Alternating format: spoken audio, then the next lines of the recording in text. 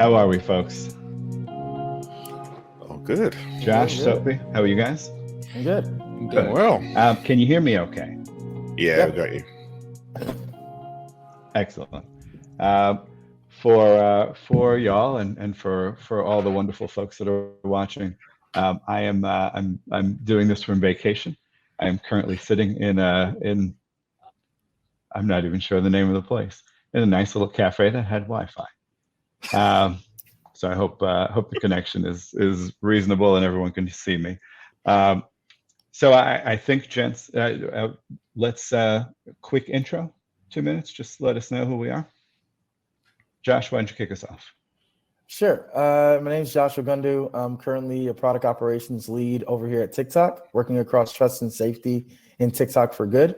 TikTok for Good is like, how do we, make TikTok a place that can push social causes forward in the world and things like that. Trust and safety is what people would assume it is, giving users tooling to keep themselves safe, but also encouraging good behavior on platform.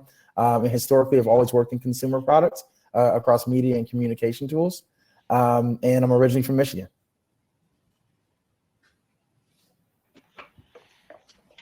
Oh, guess I'll go next. So my name is Sope Agbelusi. I'm based in the UK. I'm currently founder of a company Mindset Shift. I'm an exec coach there. And prior to that, I spent a decade plus working in various corporate organizations, leading different teams in a number of countries all around the world. So now I'm spending my time working and building up leaders to create authenticity. And I think we've lost Jeff. We have lost Jeff. Jeff did say he was at Who's that, Cafe? the cafe. yeah, you join back. It's all good. It's all good. Yeah. I'll jump in until Jeff returns. I don't have the questions, but hey, this is what we do in this virtual situation. Exactly. We just go with it. Wi-Fi drops is like, hey, gotta keep going. Wow. So I don't want to jump into Jeff's questions. I don't know, but what we're talking about mental health, wellness, leadership. I'm curious, like, how much of those conversations, you feel like you've had in your career with other Black and brown men, or just with coaches, mentors in general, and how that it shaped the direction you're going in. Josh, want to go first? Sure. So for me, I've had those conversations with leaders before. Something that I look to practice on the team that I'm building and leading now is psychological safety. That's something that isn't really talked about in the workplace as much as it should be. It's like, how do you create a space for people to feel like they can voice, whether it be positive things or negative things, whether it's about the workplace at large, about the way that a project went, or even the way that they're getting managed by you. So something that I look to do with any of my direct reports, the first conversation I have and let them know is that we are building a place of psychological safety. And I want you to feel like you can voice your opinion about things without feeling like you'll be negatively reprimanded for doing so. And I think when people feel safe at work and feel like there is a space to be a certain level of vulnerable with folks, I think you can get the best work out of people in that way. So that's the way that I've approached the mental health and safety piece when it comes down to leading teams. I guess since you've touched on psychological safety, I'm going to go for a different one, which is around vulnerability. Yeah. And vulnerability and meekness. And those two words in particular are conversations I find myself having recently, because prior to probably the last 2 or 3 years, they were seen as we don't talk about that. As a leader, you're not supposed to be meek. That's not who you are. You're supposed to be bold. You're supposed to be courageous. Meekness was seen as weakness. But actually, when you look into the real definition of meekness in the original Greek, it's actually a strong, powerful force who knows how to handle power. So it's actually helping leaders to be able to understand that actually for you to be able to build relationships with your team, For you to connect properly with your team, you need to be able to be vulnerable with them, because that's the way you build trust. That's where you get that realness, the psychological safety that Josh just talked about. All that comes from being vulnerable, because you want to meet and talk and connect with people that you can relate to. You don't want to meet and talk to people who you see as these, I guess I want to call them people who never fail, people who never make mistakes, people who are perfect. No one wants that. And that's what a lot of leaders have pretended to be. And even what Julia talked about earlier on, that relationship with self, all of those different concepts are things that you find yourself talking more and more about, because they'll all make who you are as a leader, and they will help you to build relationships with your people as well. So I love both of those perspectives, and I would love to kind of come back a little bit to, Josh, you wrote a piece earlier in your career talking about creating your own rotational. Yeah. And how you kind of built yourself into the place that you are right now. And I'm curious, again, I think as I looked into the two of you, and I think we all come to a place of leadership from very different places. 30 years as an entrepreneur myself, there are things that are surprising, I think, as Black and brown men, when you get into a position of leadership. And Josh, you talked a bit about how your eclectic initial experiences brought you to a good place to make a career move. I'm curious, and Sope, we'll go with you on this one. I'm curious, are there any eclectic and unusual situations throughout your career that brought you to a place of interesting learning for your leadership position? Yeah, actually, when I so I started off my career in finance, and I pivoted and I started doing a lot of work on SAP and implementation projects. And when I made that initial shift, I was told I couldn't do it. And I was told that, one, you're not qualified, two, you don't have the time, the capacity. And then I looked around like, but I can see other people who are trying different things and they have that freedom to express themselves. Why wasn't I given that? But I didn't let that be the deterrent that stopped me. So what I started doing was shadowing in the background. So I was still doing my work, but I created a space for me to shadow, to take on those kind of projects. And then after a while of shadowing, I started doing certain things myself. And then I now launched and I was like, actually, I can do this. Here's the evidence for this. And when I still did that at first, they told me, you still can't do this. And that was the catalyst that led to me leaving that organization and going to a complete different career shift, because of knowing that I had the capacity to do something, but I was just being told I was being put in this box. And the difference between what I was doing, what some other colleagues had the opportunity to do, was the fact that they were white and I wasn't. On paper, everything else was exactly the same. My ratings, my work was impeccable. I got all of those, but that was just the difference. So that unique situation was what the catalyst led me to going down a different route, which I absolutely love doing. But without that situation, it would never have happened.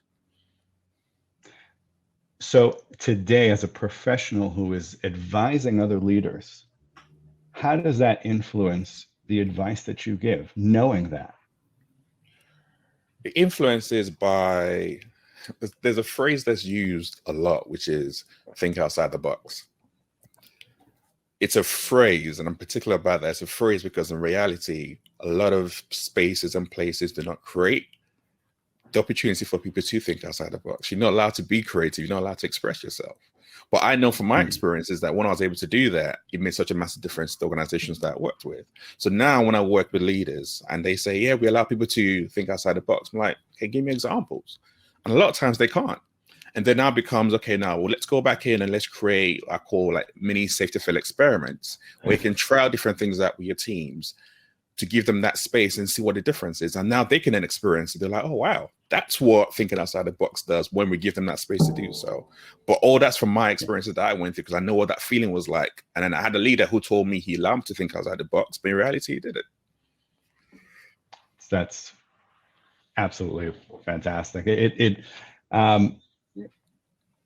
is interesting how much our folks, right? How much Black and brown folks, underrepresented folks, don't get that space to be outside of the box, right? We hear about this box, and we don't realize how much we are constantly in it. Having had myself even recent discussions around the fact that even when we're dealing with folks who are earlier in their career, knowing that most Black and brown men do not currently seek or are not in any kind of mental health treatment, knowing that Black and brown men who have achieved early in their career are often are riding the wave of their own mental health issues, things like ADHD, anxiety, things that kind of drive you, and not giving them enough space to be able to live with that and still succeed with that it's a fascinating thing. I'm so very, very glad that you shared that. Thank you.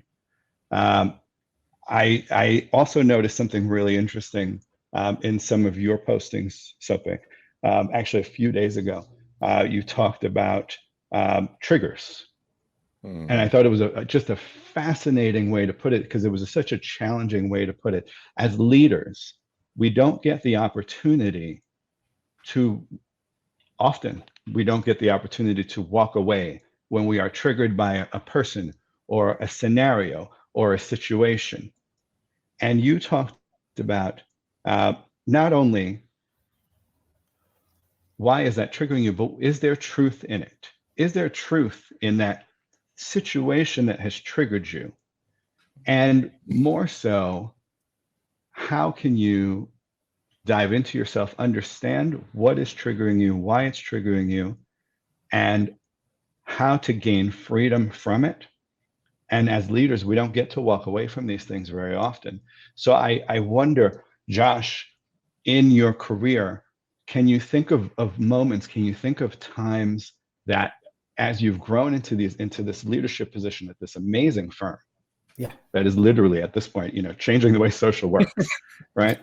As you've grown into this leadership position, can you think of any situations where you have encountered triggers that either maybe you're happy with the way you dealt with them originally, or you're not, but in retrospect, you can learn from that trigger, and it has made you a better, more empathic, more effective leader going forward? Yeah, I'll say for me, the main, I guess the thing that I think about is defensiveness. I used to be a lot more defensive than I needed to be. And I think that happens for a lot of folks. If you've had to quote unquote like hustle or grind to get to where you got to, you always assume that someone's coming for you. So you're like, okay, like you must be like saying this to me because you might think I'm not doing this well or that well or things of that nature. And that's something that I had actually talked to my boss about.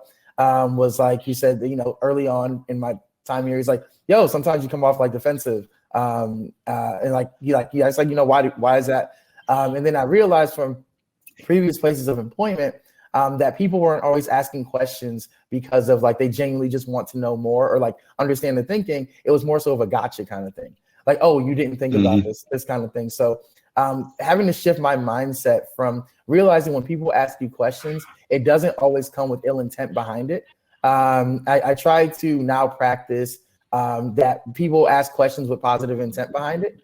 They're not trying to question your judgment, not trying to question your analysis or question your intelligence. They just want to understand more about it. And I think being able to dive into that and realizing that defensiveness, while it popped up in my professional life, also, rears its head in personal life. So there are things that you can learn from those times in your professional career that can be very impactful for you on a personal level. So I had to realize that, and that comes from like an insecurity, right? That comes from like maybe an insecurity that I might have had about, previous places I worked at or things I felt about. So working on that, my initial gut reaction not being defensive has been very helpful, not only in my personal life, but my professional life as well. So it makes it easier for me to navigate and not feel like, the world's coming for me. Maybe the world's just trying to help me and I just need to let them help me. So I love that for a few reasons. One, I'm 50. I'll be 50 soon, in about a year, I think. I forget every once in a while. But I'm somewhat removed from the people got to be coming for me, right? But that's the way I grew up. These motherfuckers are clearly coming for me. Somebody's coming for me, right? And that's why they're here. That's why they're in my face. And I've walked my old neighborhood with my children, my slightly adult children, and they can see my shift in attitude. Because if I'm in my old neighborhood, I'm on guard. You know, and it's super interesting to me that I forget, because I'm old, I forget that I carry that into my professional career. And that when I was able to transition out of it, I was more peaceful. What I am curious about, Josh, is as leaders, we're always making space for others, right? And have you carried any of that particular lesson that has been beneficial to you? Have you carried any of that into your making space for other folks, right? Especially as we're making space, as we're building teams, making space for other folks that are underrepresented, that come from places like us. Have you been able to carry that into your leadership? Yeah, so for me, I'm also part of I'm also one of the pillars of our ERG here, our Black ERG called Black X. Something that tends to happen in smaller groups, and especially sometimes when people's questions can come off in a way that they're trying to, that you assume that they're trying to be, have some ill intent behind it. How I've cultivated the space is just like in our pillar meetings, I'm like, hey, let's not assume ill intent that people are trying to come for anyone during the meeting. People are generally just trying to understand more, because we're all leading this ERG together. So we need to be able to create that space for people to have candid conversation without getting defensive, which is something that I think happens quite a bit. So that would probably be the space that I've brought it into the most, is within our ERG. And then outside of TikTok, anytime I'm building something with someone or working on something with someone, I try to create a space that people can be candid without people who are receiving the message getting defensive, letting them know, setting the tone of, this is really a space to have candid conversation. And I think that helps people not get as defensive or not feel like they should get defensive, because they are already set the tone of what the conversation is centering around, is what it's supposed to be like. When you don't have that centering, you might assume ill intent. But when you have the centering from the onset, that can alleviate some of the feelings of defensive that people are predisposed to having. Love it. It's so important, again, as leaders, right? And this is kind of where we're coming from. It's so important that we're sharing these lessons. And I'm sure everybody in the audience appreciates it. I appreciate y'all sharing your experiences here. But I'm thrilled, both of you have made it part of your career, as I have, to share your experiences with others. And I think that's a beautiful thing, right? I know, Josh, that you mentor a lot of entrepreneur in residence, doing your thing there. And I know, Sope, that the reason you are so successful is that you are working with other entrepreneurs and working with executives and helping them through these types of issues. So being able to share this in a forum like this it's a beautiful thing. And again, since the three of us have some experience in sharing our experiences with other folks, I would invite anyone in the audience, please, if you have any questions. I'm not really sure, Wayne, what the mechanism is for questions. Forgive me, I've been on vacation, so I missed anything that happened before now. But if anyone wants to throw some questions in the chat, we'd be happy to jump into one or two in the couple of minutes that we have left. In the meantime, though, until we get a question like that, I will say, I'm curious, gents. There is always some crazy shit that you run into when you enter a leadership position that you sure as hell were not expecting. Give me 2 minutes on it. let's go. Sope seems to tickle your ass, so let's go with you. You start, but make it quick because we got very few minutes here. I guess one that comes to mind the most was when I stepped into a position. The budget for the work that was given to me was, let's just call it was like, I thought it was 10 mil, and that was the scope of the work I was given, and I stepped into it, and then 2 weeks into that, the real budget was 2 million. And it's basically trying to navigate that space. The work didn't change, but the budget did. So I had less resources, less people, the same requirements, and I was kind of just stuck. So that was one of the ones that kind of come to me, and I had to go a bit old school ways of working to pull that out the bag. But it was definitely one of those lessons that it taught me how to make sure that certain things are put into place before you sign on a box, and not just to go with assumptions, because that's what I did. I got told something, I didn't have it in writing, I went with it, and it blew back on me.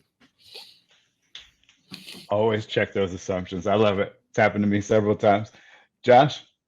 Yeah, I think my most recent one is just realizing how political headcount can be. How it can be very just like, it's not always like about the business need. It can be about, does this person feel like you need this many people to accomplish X?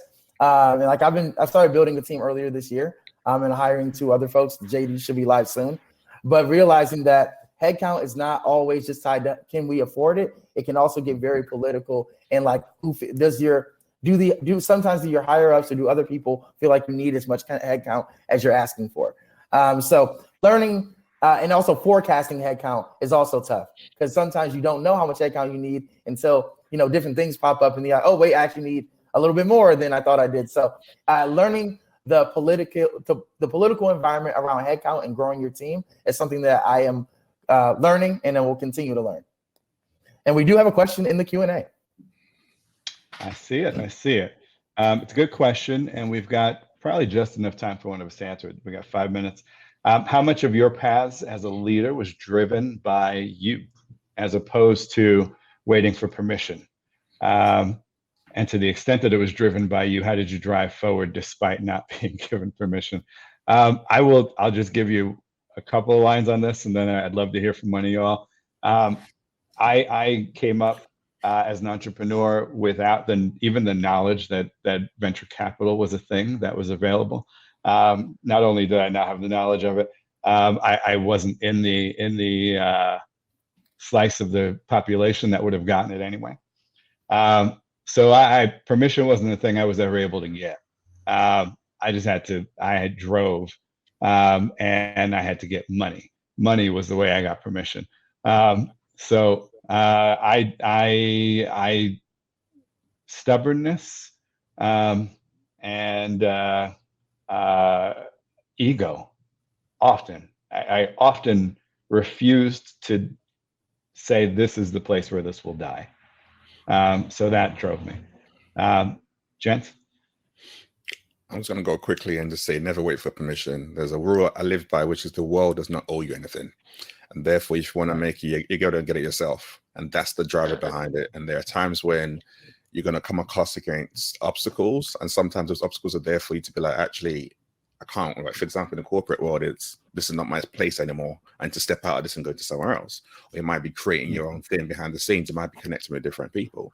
But it's that rule I live by. Never wait for permission. Go and get it yourself.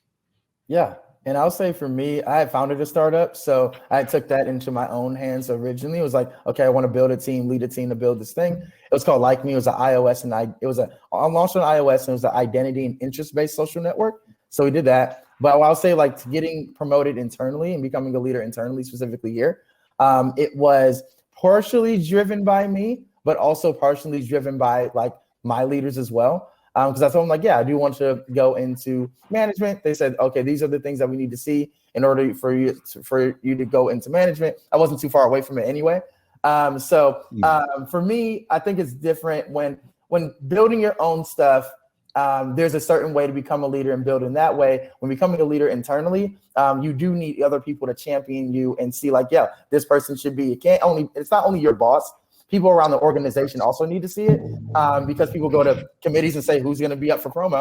So for me internally, it was very much driven by me saying I want to do it, them letting me know what they want to see, and then other people saying like, yeah, Josh should definitely be next up to leading a team given the scope of work and the work he's doing. Very good. Thank you, folks. Wayne, I think we are ready to hand it back to you, but we thank you very much for the opportunity to chat and to share with this great crowd. And Sope and Josh, absolutely a pleasure to get a chance to chat with you. This is the first time I speak with y'all. So I hope we get to do this in person sometime soon. Yeah, same. Thanks, Wayne. Yeah, Thanks, thanks. Wayne. Appreciate Thanks, you all. Sope. Appreciate you all. Jeff. And Jeff, continue to enjoy your vacation. And I feel like I need more one-on-one and group time with all three of y'all. And appreciate y'all doing this. And have a great rest of your day. Feel free to hang out and chat. And great rest of your week. And take care of yourself. Talk to y'all. Thank you, brothers. Thanks, Joe. All right. Take care. Every week would be good, Daryl.